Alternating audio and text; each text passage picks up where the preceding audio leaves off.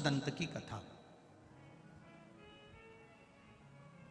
गंधर्व था, इंद्रलोक में इंद्र की सभा में बैठकर गायन करता था, कविता पाठ करता था, भजन करता था, कीर्तन करता था, स्मरण करता था, गायन में लगा रहता था।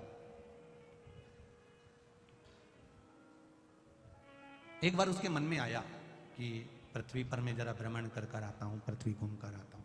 और पृथ्वी पर भ्रमण करने के लिए वो गया।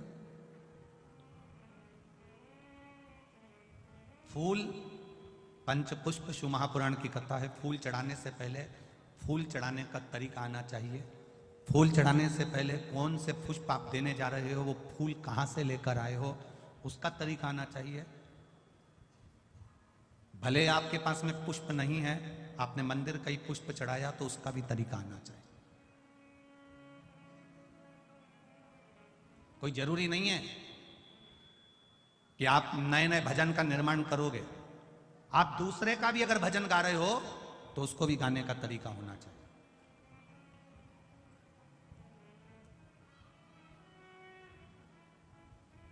पुष्पदंत गंधर्व है और गंधर्व के साथ में उसको वर प्राप्त है कि ये दिखेगा नहीं, ये दिखेगा नहीं, और ये कुछ भी कार्य करेगा तो लोगों को दिखेगा नहीं।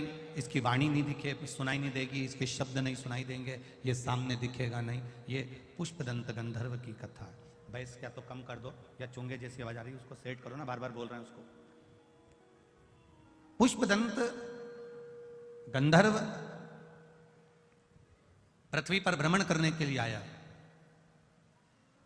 और जब पृथ्वी पर भ्रमण करने के लिए पुष्पदंत गंधर्व आता है, पुष्पदंत गंधर्व जब पृथ्वी पर भ्रमण कर रहा होता, भ्रमण करते करते इसकी एक आदत थी भगवान शिव की भक्ति करना, भगवान शंकर का भजन करना, भगवान शंकर का स्मरण करना, शिव जी की आराधना करना, शिवलिंग की पूजन करना। अब पुष्पदंत गंधर्व ने विचार करा कि मैं पृथ्वी पर आ गया हूं, क्यों ना यहां शंकर के शिवलिंग का निर्माण करूं और उसका पूजन करूं। एक पार्थिव शिवलिंग का निर्माण पुष्पदंत गंधर्व करने लगा।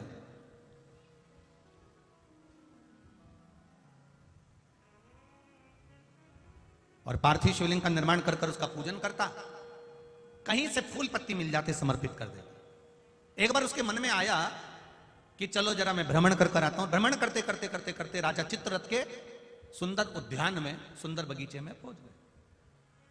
कभी कभी आप भी जाते जाते रास्ते में किसी का पौधा देख लेते हो, किसी का पेड़ देख लेते हो, किसी का बगीचा देख लेते हो, किसी की वस्तु देख लेते हो, आपके भीतर भी वो भाव जागृत हो जाता है कि ये अच्छा फूल है, मैं भगवान के लिए तोड़ लेती हूँ। अभी नवरात्रे चल रहे हैं, लाल कलर का वो फूल होता है ना, तो लोग किसी के भी पेड़ से, किसी के भी बगीचे से, किसी के यहाँ से भी तोड़ कर ले आते हैं, देवी जी को चढ़ा देते हैं, बड़े प्रेम से पल्लू वल्लू लेके खुश होके। तुम सोचती हो कि देवी मैया प्रसन्न हो गई, देवी जी कह रही हैं अरे यो चोटी, बताओ, दूसरे के घर का चुरा कर लिया, दूसरे के घर का उठा कर लिया, दूसरे का सामान लेकर आ गई और चढ़ा कर कर रही है कि मैंने भगवान का पूजन कर दिया, भगवान की आराधना कर दी, भगवान की सेवा कर दी। ना ना,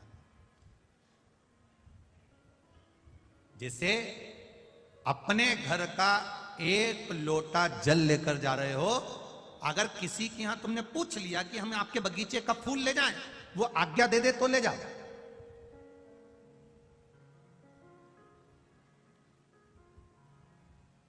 वो आज्ञा दे, लेकर जाओ।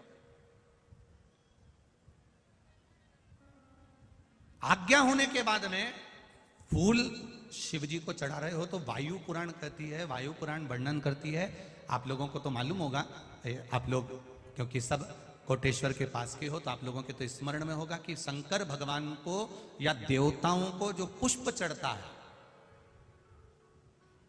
उस फूल को अगर कोई पेड़ पे से, डाली पे से तोड़ा जाता है तो नहाकर नहीं तोड़ते। भगवान को चढ़ने वाले पुष्प को बिना नहाए तोड़ा जाता है, नहाकर पुष्प नहीं तोड़ा जाता। कितने लोग हैं जो बगीचे से फूल तोड़ते होंगे तो नहा के तोड़ लेते होंगे, और कितने लोग हैं जो बगीचे से पुष्प तोड़ते हैं तो सुबह सुबह उठे, मंजन आदि करा, हाथ पैर धोया, बगीचे में गए, डाली पे से फूल तोड़े और भगवान को समर्पित करे। वायु पुराण, वायु पुराण का शब्द कह रहा है भगवान को समर्पित होने वाले पुष्प जब आप तोड़ते हैं, लेकर आते हैं, और पुष्प का एक नियम है, पुष्प धोया भी नहीं जाता,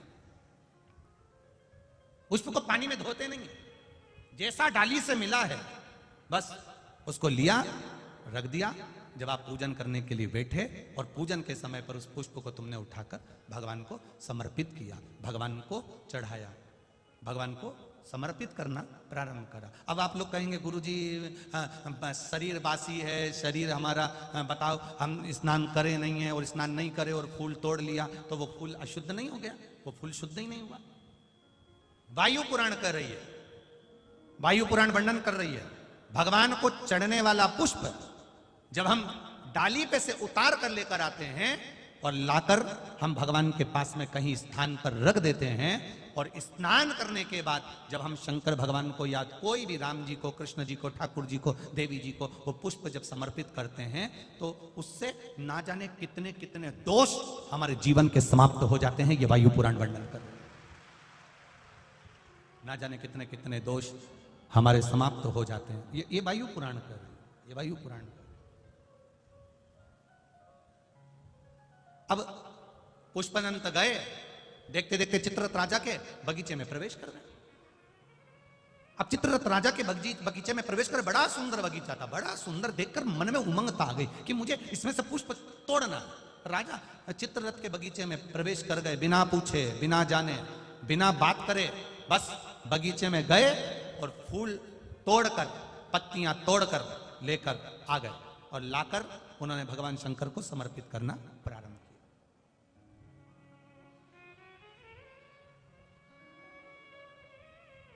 15 दिन निकल गए, 20 दिन निकल गए, 22 दिन निकल गए, 25 दिन निकल गए। एक बार राजा चित्ररथ भगवान का पूजन करने के लिए बैठे और भगवान का पूजन करते करते राजा चित्ररथ ने कहा चलो बगीचे से फूल लेकर आओ, जाओ जरा। अब माली गए, जो सेवक थे वो बगीचे पहुंचे और बगीचे से पुष्प लेकर आने लगे। बगीचे से जब पुष्प लेकर आए तो बगीचे में जाकर क्या देखते हैं कि वहां तो एक भी पुष्प नहीं है, सारे पुष्प टूट चुके, कोई ले जा चुका।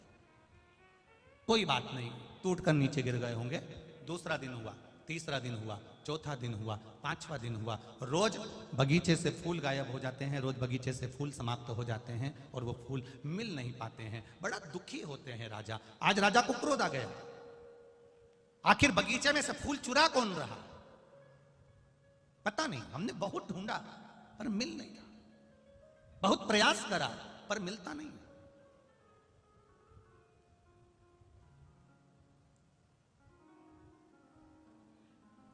दूसरे दिन दूतों को बगीचे में चुपचाप से बिठा दिया गया, पर पुष्पदंत गंधर्व को तो वर मिला हुआ था, पुष्पदंत गंधर्व को तो आशीर्वाद मिला हुआ था कि ये दिखेगा नहीं, इसकी वाणी सुनाई नहीं देगी, इसके चलने पर इसके कदम की आवाज नहीं आएगी, इसको तो वर था। अब ना तो वाणी सुनाई दे रही है, ना कदम चलते हुए दिख रहे हैं, ना ये दिख रहा, और फूल टूट गए, ले गए। राजा को क्रोध आ गया।